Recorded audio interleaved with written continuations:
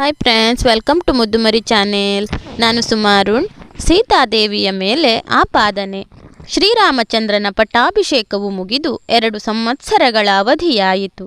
ಒಂದು ದಿನ ಸೀತಾದೇವಿಯು ಸರ್ವಾಭರಣ ಭೂಷಿತೆಯಾಗಿ ಶ್ರೀರಾಮನೊಂದಿಗೆ ಸೊಬಗಿನ ಸುಂದರ ನಂದನವನದಲ್ಲಿ ಮನದಣಿಯೆ ವಿಹರಿಸಿ ಆನಂದದಿಂದ ಅಲ್ಲಿಯೇ ಆಸೀನಳಾದಳು. ಆಗ ಶ್ರೀರಾಮನು, ಸೀತಾ, ನನ್ನ ಪಾಲಿನ ಭಾಗ್ಯದೇವತೆಯು ನೀನಾಗಿರುವೆ. ಭಗವದನುಗ್ರಹದಿಂದ ನೀನೀಗ ಸಂತಾನವನ್ನು ಪಡೆಯುವ ದಿನಗಳು ಸಮೀಪಿಸಿವೆ. ತುಂಬು ಗರ್ಭಿಣಿಯಾದ ನಿನ್ನ ಮನಸ್ಸಿನಲ್ಲಿ ಬಯಕೆಗಳೇನಾದರೂ ಇದ್ದರೆ ಸಂಕೋಚವಿಲ್ಲದೆ ಸೂಚಿಸು ಎಂದು ತಿಳಿಸಿದನು. ಸ್ವಾಮಿ, ಅದೆಷ್ಟು ಜನ್ಮಗಳಲ್ಲಿ ಸಂಪಾದಿಸಿದ ಪುಣ್ಯ ಫಲದಿಂದ ನಿಮ್ಮನ್ನು ಪತಿಯಾಗಿ ಪಡೆದೆನು. ನನ್ನ ಜನ್ಮ ಪಾವನವಾಯಿತು. ನಿಮ್ಮಲ್ಲಿಯೇ ಸರ್ವ ಸುಖವನ್ನು ಕಾಣುತ್ತಿರುವ ನನಗೆ ಇನ್ನಾವ ಅಪೇಕ್ಷೆಗಳು ಇರಬಹುದು? ಬದುಕಿನಲ್ಲಿ ಅನುಭವಿಸಿದ ಸಿಹಿ ಕಹಿ ಘಟನೆಗಳು ಮರುಸ್ಮರಣೆಯಾಗುವುದು ಮನಸ್ಸಿನ ಸ್ವಭಾವವೇ ಇರುತ್ತದೆ. ಅದರಲ್ಲೂ ಸ್ತ್ರೀಯರು ಗರ್ಭಿಣಿಯರಿರುವಾಗ ಸಹಜವಾಗಿ ಬಯಕೆಗಳು ಉಂಟಾಗಬಹುದೆನ್ನುವುದನ್ನು ಯೋಚಿಸಿ ನನ್ನ ಸುಪ್ತವಾದ ಮನಸ್ಸಿನಲ್ಲಿರುವ ಕಾಮನೆಗಳನ್ನು ನೀವು ತಿಳಿಯಲಿಚ್ಛಿಸಿರುವಿರಿ. ಸ್ವಾಮಿ, ನಾವು ಅರಣ್ಯದಲ್ಲಿರುವಾಗ ಅದೆಷ್ಟೋ ಋಷಿಮುನಿಗಳ ಆಶ್ರಮವನ್ನು ಸಂದರ್ಶನ ಮಾಡಿದ್ದೇವೆ. ಎಂತಹ ಅವರ ತಪೋನಿಷ್ಠೆ! ಇಹದ ಪ್ರತಿಯೊಂದು ಸುಖಕ್ಕೆ ತಿಲಾಂಜಲಿಯನ್ನಿತ್ತು ನಾಡನ್ನು ಬಿಟ್ಟು ಕಾಡನ್ನು ಸೇರಿ ಪುಣ್ಯಾತ್ಮರಾದ ತಪೋನಿಧಿಗಳ ಆಶ್ರಮವನ್ನು ನೋಡಲು ಒಮ್ಮೊಮ್ಮೆ ಸಹಜವಾದ ಬಯಕೆ ಮೂಡುತ್ತದೆ. ಪರ್ಣಾಶ್ರಮಗಳು, ತಪೋನಿಧಿಗಳಾದ ಋಷಿವರ್ಯರು, ಮುನಿಕನ್ಯೆಯರು, ಮುನಿವಟುಗಳು, ಮಹಾಮಾತೆಯರು, ಮುಗ್ಧ ಪಶು ಪಕ್ಷಿ ಸಂಕುಲ ಮುಂತಾದ ಸಕಲರನ್ನು ನೋಡುವುದು ಎಂತಹ ಆನಂದ! ಆ ಅನುಭವದ ಸವಿಯನ್ನು ಉಣ್ಣಲು ಅಪೇಕ್ಷೆಯಾಗಿದೆ. ಪವಿತ್ರವಾದ ಗಂಗಾ ನದಿಯ ತೀರದಲ್ಲಿರುವ ತೇಜಸ್ಸಿನಿಂದ ತುಂಬಿರುವ ಮಹರ್ಷಿಗಳ ಪಾದಮೂಲದಲ್ಲಿರುವುದನ್ನು ಆಶಿಸುತ್ತೇನೆ. ತುಂಬು ಗರ್ಭಿಣಿಯಾದ ನಾನು ಆ ಋಷ್ಯಾಶ್ರಮದಲ್ಲಿ 1-2 ದಿವಸವನ್ನು ಕಳೆದರೆ ಮುಂದೆ ಜನಿಸಬಹುದಾದ ಕೂಸು ಸಂಸ್ಕಾರ ಸಧರ್ಮಭರಿತನಾಗಬಹುದು. ತಾಯಿಯು ಗರ್ಭಿಣಿಯಿರುವಾಗ ಅವಳಿಗೆ ದೊರಕಿದ ಮನೋಸಂಸ್ಕಾರ ಮಗುವಿನಲ್ಲಿಯೂ ಪರಿಣಾಮ ಬೀರುತ್ತದೆ ಎಂಬುದನ್ನು ಹಿರಿಯರಸಿಯಿಂದ ಕೇಳಿದ್ದೇನೆ. ಆದ್ದರಿಂದ ತಪೋಪುಣ್ಯಾಶ್ರಮದಲ್ಲಿ 1 ರಾತ್ರಿಯಾದರೂ ಇರಲು ಶಕ್ಯವಾದೀತೆ. ಶ್ರೀರಾಮಚಂದ್ರನು ವೈದೇಹಿಯ ಅಭಿಪ್ರಾಯವನ್ನು ಆಲಿಸಿ, ಆಗಬಹುದು, ನಿನ್ನ ಆಕಾಂಕ್ಷೆಯನ್ನು ನೆರವೇರಿಸುತ್ತೇನೆ. ನಾಳೆಯೇ ತಪೋವನಕ್ಕೆ ತೆರಳಬಹುದು. ಆ ವಿಷಯದಲ್ಲಿ ಯಾವ ಸಂದೇಹವೂ ಬೇಡ ಎಂದು ಸಮಾಧಾನ ನೀಡಿ ಸಭಾಮಂದಿರಕ್ಕೆ ಆಗಮಿಸಿದನು. ಸಿಂಹವಿಷ್ಠರನಾದ ಶ್ರೀರಾಮನ ಬಳಿ ಭೃತ್ಯರು ಆ ರಾಜ್ಯದಲ್ಲಿ ಸಂಭವಿಸುವ ಅನೇಕ ವೃತ್ತಾಂತಗಳನ್ನು ನಿರೂಪಿಸುತ್ತಿರುವ ವೇಳೆ ಶ್ರೀರಾಮನು ಭದ್ರನೆಂಬಾತನನ್ನು ಕರೆದು ಅರಮನೆಯ ವಿಷಯದಲ್ಲಿ ಪ್ರಜೆಗಳು ಯಾವುದೇ ಪ್ರಸ್ತಾಪವೆತ್ತುತ್ತಾರೆಯೇ? ಸತಿಯಾದ ಸೀತೆ ಅಥವಾ ಸಹೋದರರಾದ ಭರತ, ಶತ್ರುಘ್ನ, ಲಕ್ಷ್ಮಣನ ಕುರಿತು ಅಭಿಪ್ರಾಯ ವ್ಯಕ್ತಪಡಿಸಿದ್ದಾರೆಯೇ ಎಂದು ಪ್ರಶ್ನಿಸಿದನು. ಭದ್ರನು ಧರ್ಮ ಸಿಂಹಾಸನವನ್ನೇರಿದ ಶ್ರೀರಾಮನಿಗೆ ಉದ್ದಂಡ ನಮಸ್ಕರಿಸಿ ಬಹು ಎಚ್ಚರಿಕೆಯಿಂದ ನಿವೇದಿಸಿಕೊಂಡನು. ಮಹಾರಾಜ, ನಿನ್ನ ಆಳ್ವಿಕೆಯನ್ನು ಪ್ರತಿಯೊಬ್ಬರು ಮೆಚ್ಚಿ ಹೊಗಳುತ್ತಿದ್ದಾರೆ. ಎಲ್ಲಿ ಹೋದರೂ ಪ್ರಶಂಸೆಯ ಸುರಿಮಳೆಯನ್ನು ಆಲಿಸುತ್ತಿದ್ದೇನೆ. ಆದರೂ ಈ ಸಂತಸದ ವಾರ್ತೆ ವ್ಯಕ್ತಪಡಿಸುವಾಗ ಅಲ್ಲಲ್ಲಿ ಒಬ್ಬೊಬ್ಬರು ಅಪಸ್ವರವನ್ನು ಎತ್ತುವುದೂ ಇದೆ. ನೀವು ಕೇಳಿದ್ದರಿಂದ ತಮ್ಮ ಚರಣಾರವಿಂದಗಳಲ್ಲಿ ಚಾಚೂ ತಪ್ಪದೆ ಅರಿಕೆ ಮಾಡಿಕೊಳ್ಳುತ್ತೇನೆ. ಅವರ ಸಂಭಾಷಣೆಯನ್ನೇ ಪುನರುಚ್ಚರಿಸುತ್ತೇನೆ. ದೇವದಾನವರು ಮಾಡಲಾರದ ಅದ್ಭುತ ಕಾರ್ಯವನ್ನು ರಾಜನಾದ ಶ್ರೀರಾಮನು ಮಾಡಿರುವುದು ಸರಿ. ಲೋಕದಲ್ಲಿ ಮಹಾಪರಾಕ್ರಮಿಯಾದ ದಾನವೇಶ್ವರ ರಾವಣನನ್ನು ವಧಿಸುವುದೆಂದರೇನು?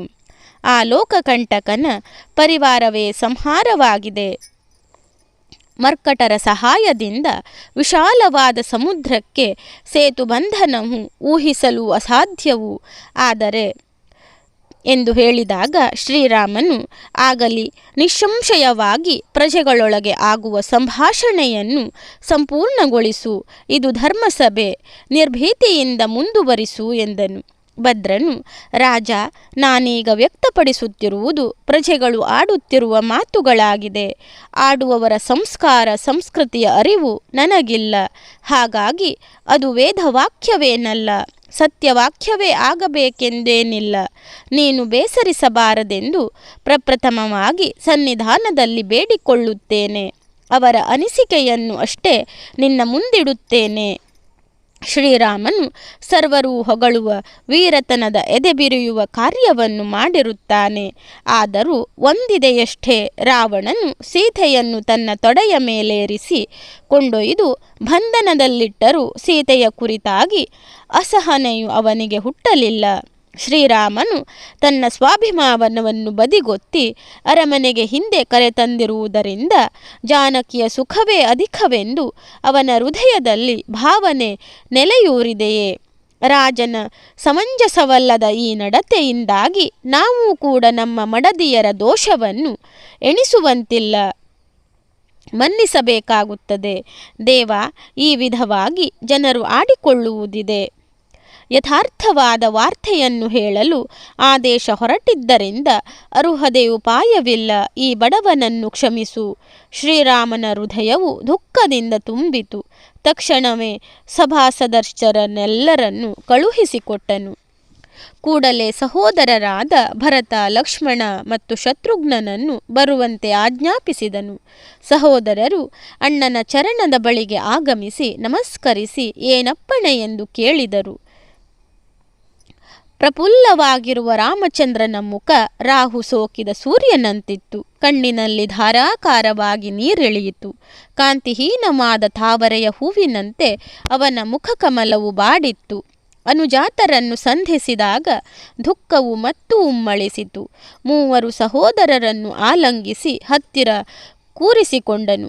ಭರತ, ಲಕ್ಷ್ಮಣ, ಶತ್ರುಘ್ನ ಈ ತನಕ ಪ್ರತ್ಯೇಕ ಶರೀರವನ್ನು ಹೊಂದಿದ್ದರೂ ಮನೋಭಾವನೆಗಳಲ್ಲಿ ಒಂದಿಷ್ಟು ವ್ಯತ್ಯಾಸವನ್ನು ಹೊಂದಲಿಲ್ಲ. ನನ್ನ ಪ್ರಾಣ ಸಖರಂತಿದ್ದು ಅಗಾಧವಾದ ಈ ದೇಶದ ಕಡಿವಾಣ ನಿಮ್ಮ ಕೈಯಲ್ಲಿಯೇ ಇದೆ. ಸಹೋದರರು ತಬ್ಬಿಬ್ಬಾದರು.